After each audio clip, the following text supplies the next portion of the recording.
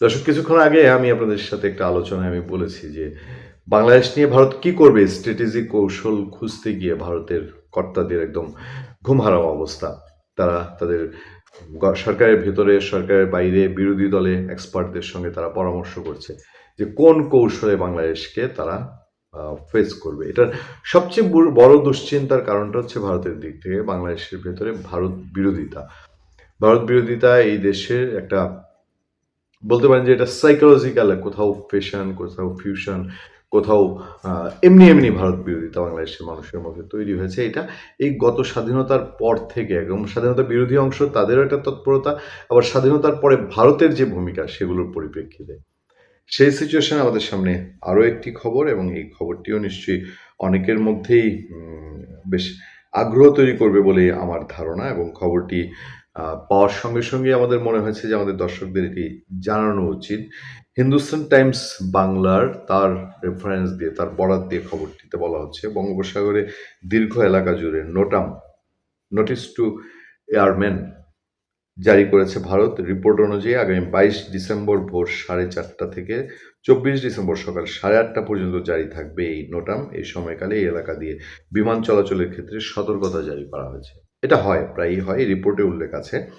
তবে ভেতরে কিছু ইঙ্গিত আছে। সাম্প্রতিককালে বাংলাদেশের বিপ্লবী নেতারা বারংবার ভারতের বিরুদ্ধে উস্কানিমূলক মন্তব্য দিতে শোনা গিয়েছে। আর এরই মাঝে এবার বঙ্গোপসাগরের দীর্ঘ এলাকা জুড়ে নোটাম, নোটিস টু এয়ারম্যান, জারি করেছে ভারত। রিপোর্ট অনুযায়ী আগামী 22 ডিসেম্বর ভোর 4টা থেকে 24 ডিসেম্বর সকাল 8টা পর্যন্ত জারি থাকবে এই নোটামে। এই সময়কালে ওই এলাকা দিয়ে বিমান চলাচলের ক্ষেত্রে সতর্কতা জারি করা হয়েছে। মনে করা হচ্ছে কোনো দূরপাল্লার মিসাইলের পরীক্ষামূলক নিক্ষেপের জন্য এই নোটাম জারি করা হয়েছে। আরেকটু ডিটেল আছে খবরটাতে, সেগুলো আমাদের জেনে রাখা ভালো।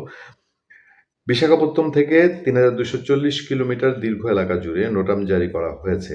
এই নোটাম জারির পর থেকেই জল্পনা তৈরি হয় যে ভারত হয়তো সমুদ্রভিত্তিক কোনো মিসাইল পরীক্ষা করতে পারে।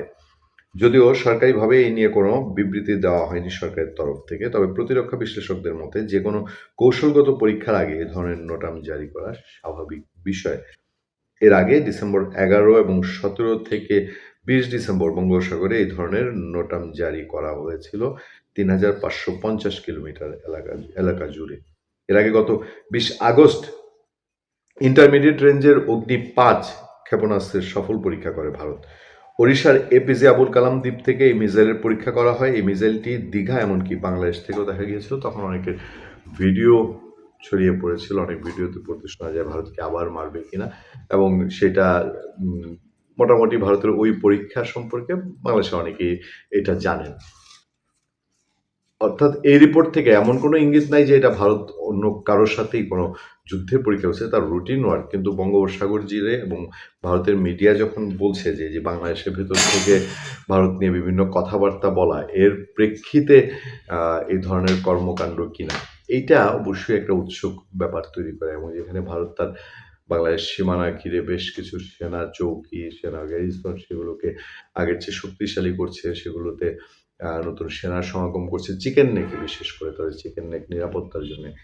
এই জায়গাটায় একটা গুরুত্বপূর্ণ পয়েন্ট পত্রিকার এই রিপোর্টটিতে উল্লেখ করা হয়েছে যে ইন্ডিয়া আজকে আবার লঞ্চ করছে নাকি, দাবি করা হয়েছিল, যদি তখন আগের ভিডিওগুলোর কথা বলা হচ্ছে। এদিকে বাংলাদেশি প্রধান উপদেষ্টা মোহাম্মদ ইউনুস এর আগে চীনে গিয়ে বাংলাদেশকে উত্তর পূর্ব ভারতের সমুদ্রে গার্ডিয়ান বলে অভিহিত করেছিলেন। তবে বঙ্গোপসাগরে আসল গার্ডিয়ান কে, তার সাম্প্রতিককালে স্পষ্ট করে দিয়েছে ভারত। আমি জানি না সেই স্পষ্ট কি করেছে, বা এই গার্ডিয়ানশিপ দেখানোর জন্যই তারা কি বঙ্গোপসাগরে মিসাইল টেস্ট করছে কিনা। ভালো থাকবেন, সুস্থ থাকবেন। আপনাদের সাথে আমি আতিক রহমান, পূর্ণিয়া।